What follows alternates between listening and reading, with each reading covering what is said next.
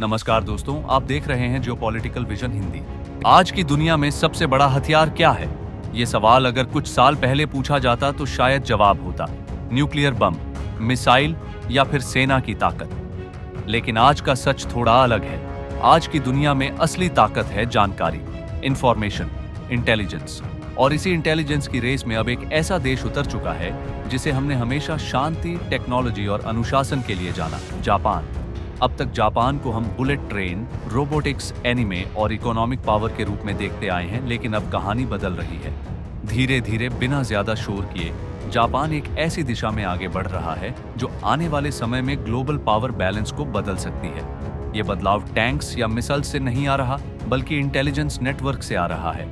एक ऐसा नेटवर्क जो दुश्मन के हर कदम को पहले से समझ सके, हर खतरे को पहले से पहचान सके और हर सिचुएशन में एडवांटेज दे सके।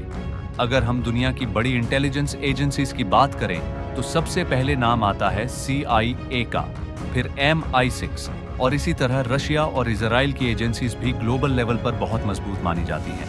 लेकिन जापान का नाम इस लिस्ट में कभी उतना प्रोमिनेंट नहीं रहा। ऐसा नहीं है कि जापान के पास इंटेलिजेंस सिस्टम नहीं है, लेकिन उसका सिस्टम फ्रैगमेंटेड रहा है। Cabinet intelligence and research office और पब्लिक सिक्योरिटी इंटेलिजेंस एजेंसी जैसी एजेंसीज मौजूद हैं, लेकिन इनकी रीच और पावर लिमिटेड रही है, खासकर इंटरनेशनल लेवल पर। यही वजह है कि जापान लंबे समय तक इंटेलिजेंस के मामले में दूसरे देशों पर डिपेंड करता रहा, खासकर यूनाइटेड स्टेट्स पर। लेकिन अब सवाल ये है कि आखिर जापान को अचानक अपनी इंटेलिजेंस कैपेबिलिटी बढ़ाने की जरूरत क्यों महसूस हो रही है? इसका जवाब छिपा है बदलती हुई जियोपॉलिटिक्स में, और सबसे बड़ा फैक्टर है चाइना का राइज। चाइना ने पिछले कुछ सालों में जिस तेजी से अपनी मिलिट्री और स्ट्रेटेजिक पावर बढ़ाई है, उसने पूरे एशिया को अलर्ट कर दिया है। साउथ चाइना सी में उसकी एक्टिविटीज, ताइवान के आसपास बढ़ता प्रेशर और ईस्ट चाइना सी में सेनकाकू आइलैंड्स को लेकर जापान के साथ ऑनगोइंग डिस्प्यूट, ये सब मिलकर जापान के लिए एक सीरियस चैलेंज बन चुके हैं। अब जापान के लिए ये जरूरी हो गया है कि उसे पहले से पता हो कि चाइना क्या प्लानिंग कर रहा है, उसकी नेक्स्ट मूव क्या हो सकती है और किस तरह का रिस्क सामने आ सकता है। दूसरी तरफ नॉर्थ कोरिया है, जो अनप्रेडिक्टेबिलिटी का दूसरा नाम बन चुका है।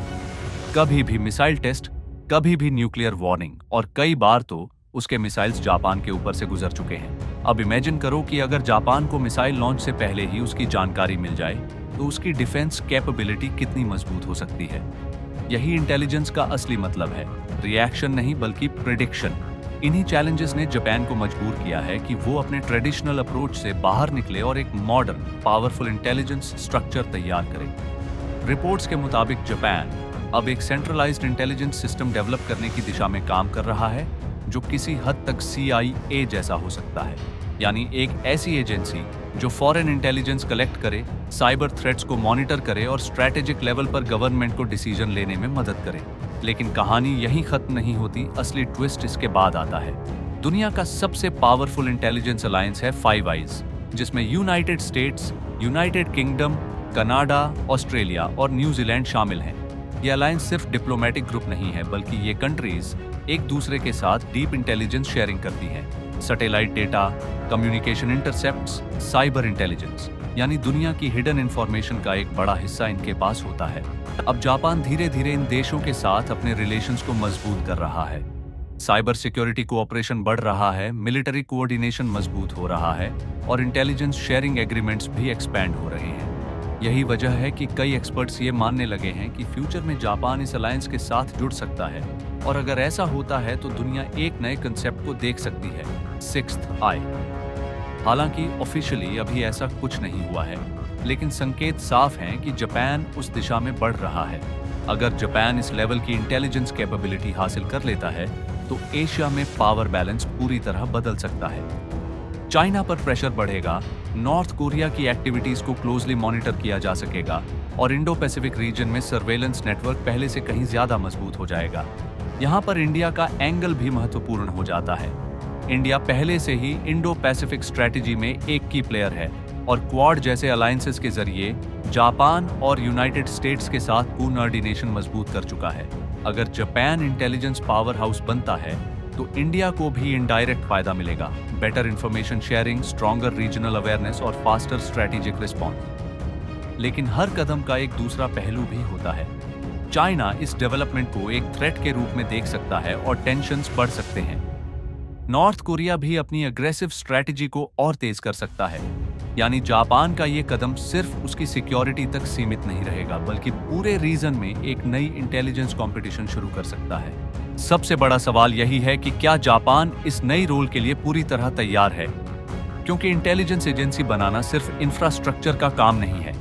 इसके लिए global network, covert operations, political will और सबसे जरूरी सीक्रेसी की जरूरत होती है। जापान ट्रेडिशनली एक ट्रांसपेरेंट सोसाइटी रहा है, लेकिन इंटेलिजेंस की दुनिया ट्रांसपेरेंसी नहीं बल्कि सीक्रेटरी पर चलती है। तो क्या जापान अपनी इस आइडेंटिटी को बदल पाएगा? क्या वो शैडो वर्ल्ड में एंट्री लेकर एक नई ग्लोबल पावर बन पाएगा, या फिर ये सिर्फ एक स्ट्रैटेजिक एक्सपेरिमेंट बनकर रह जाएगा? ये आने वाला समय बताएगा। लेकिन इतना तय है कि जापान अब सिर्फ टेक्नोलॉजी और इकोनॉमी तक सीमित नहीं रहना चाहता, बल्कि वो इंटेलिजेंस वर्ल्ड में भी अपनी पहचान बनाने के लिए तैयार है। और अगर ये जर्नी सफल होती है तो दुनिया जल्द ही एक नए सिक्स्थ आई को देख सकती है। धन्यवाद।